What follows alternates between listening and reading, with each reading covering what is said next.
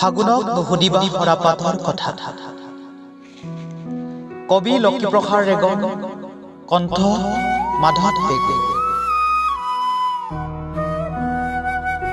ফাগুনক নুসুধিবা সৰাপাতৰ কথা, দুখৰ বাটত ৰৈ আছে এজাক কিনকিনীয়া বৰষুণৰ অপেক্ষা।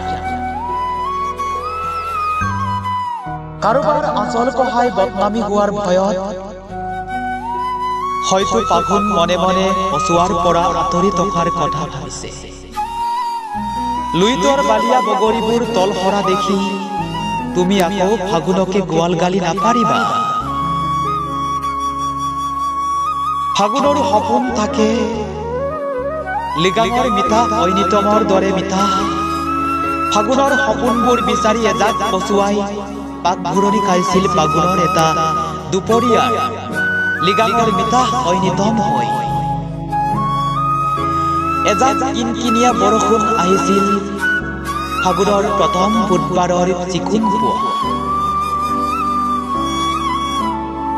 কলিজাৰ ৰং যেন শিমলু ফুলবোৰ বুকুত সাৱটি উন্মনা ফাগুনে পাহৰি থাকে তল সৰা শুকান পাতৰ নিশাত গাঁথা। পলা সমদাৰৰ হাঁহিয়েও মন জোৰাব নোৱাৰা হীৰাময় তোমাৰ হৃদয়খন ধুই নিশা কৰিবলৈ কিয় বৰষুণ জাকৰ সৈতে একাত্ম নহলা।